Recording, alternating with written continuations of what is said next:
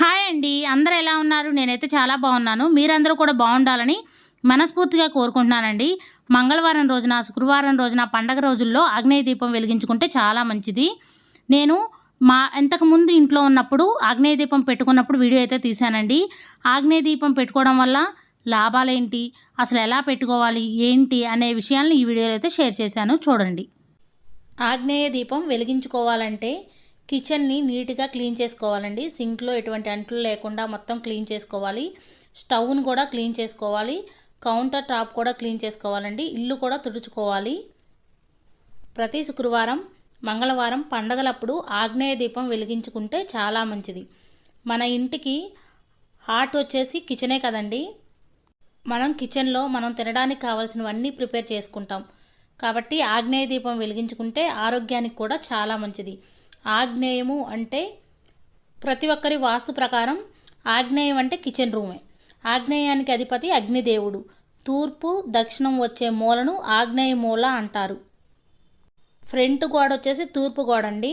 Side గోడ దక్షిణం గోడ, ఈ మధ్యలో ఉన్న మూలను ఆగ్నేయ మూల అంటారు. నేను ఇప్పుడు ఆగ్నేయ మూలను వెలిగించాను ఆగ్నేయ దీపాన్ని. మన పెద్దలు అగ్నిదేవుణ్ణి శాంతింపజేయడానికి కిచెన్లో నీళ్లు అంటే సింక్ని ఏర్పాటు చేశారు.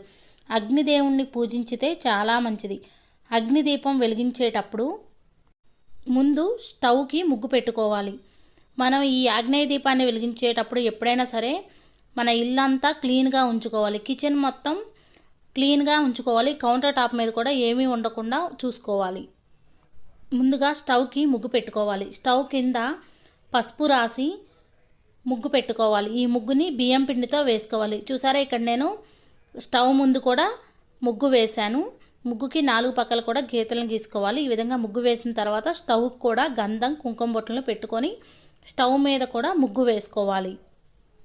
తర్వాత స్టవ్కి నమస్కారం చేసుకోవాలి. పూర్వం అయితే స్టవ్లు లేవు కదా, పొయ్యి ఉండేది. ప్రతి శుక్రవారం కూడా ఉదయాన్నే ఆవు పేడతో కానీ ఎర్రమట్టితో కానీ అలికి ముగ్గు వేసేవారు. ఈ ఆగ్నేయ దీపం పూర్వం నుంచి ఉందండి, మనకిప్పుడు మాత్రమే తెలుస్తుంది.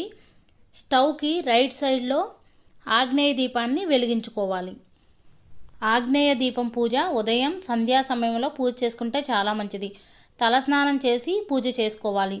నాన్ వెజ్ ఇంట్లో ఉన్నప్పుడు పూజ చేసుకోకూడదు. ఒకవేళ నాన్ వెజ్ తిన్న తర్వాత అయినా ఇల్లన్నీ క్లీన్ చేసుకొని తలస్నానం చేసి కిచెన్ కూడా క్లీన్ చేసుకున్న తర్వాత ఈ పూజ చేసుకోవచ్చు. ఈ ఆగ్నేయ దీపాన్ని ఎలా వెలిగించుకోవాలంటే, మనం ఆల్రెడీ కౌంటర్ టాప్ని కడిగే ఉంటాం కాబట్టి అక్కడ ముగ్గు వేసుకోవాలండి. బియ్యం పిండితో ముగ్గు వేసుకొని ముగ్గుకి 4 పక్కల కూడా గీతలను వేసుకోవాలి. దీపారాధనని ఆ ముగ్గు మీద పెట్టుకోవాలండి. ఒక ప్లేట్ పెట్టి దాని మీద కుంది పెట్టుకోవాలి. ఆ కుంది కూడా గంధం, కుంకుమ బొట్లను పెట్టి 2 ఒత్తుల్ని ఒక ఒత్తిగా చేసి దీపారాధన చేయాలి. దీపారాధన చేసేటప్పుడు అగరవత్తితో కానీ ఏకహారతితో కానీ వెలిగించుకోవాలండి.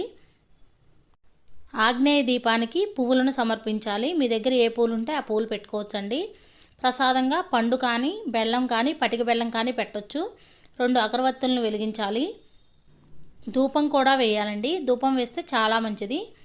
ఈ విధంగా ప్రసాదం పెట్టిన తర్వాత హారతి ఇచ్చి నమస్కారం చేసుకోవాలి. ఆగ్నేయ దీపాన్ని వెలిగించడం వల్ల మన కిచెన్ మొత్తం పాజిటివ్ వైబ్స్తో నిండి ఉంటుంది.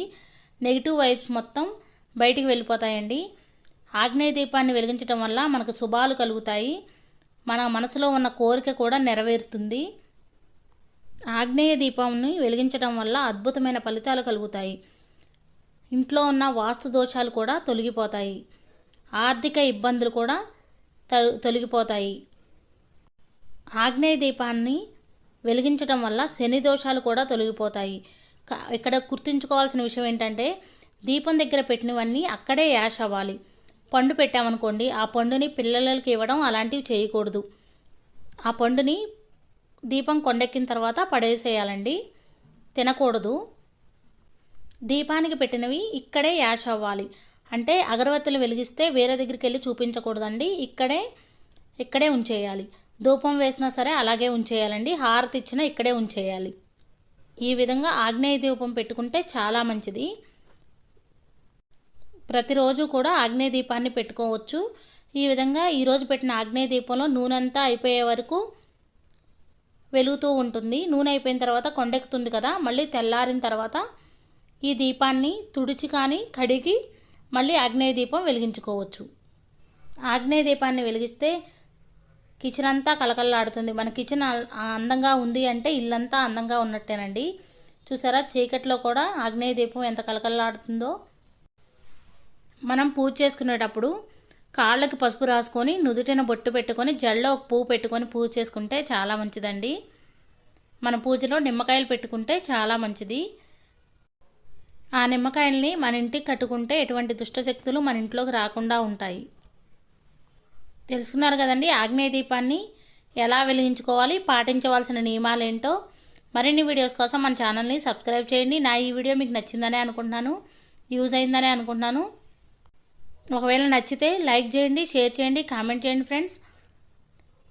కొత్తవారు ఎవరైనా మన ఛానల్ని చూసినట్టయితే సబ్స్క్రైబ్ చేయండి. పక్కనే ఉన్న బెల్ ఐకాన్ క్లిక్ చేయండి. అప్పుడు మాత్రమే నా నోటిఫికేషన్ మీ దాకా చేరుతుంది. Thank you for watching. Bye అండి.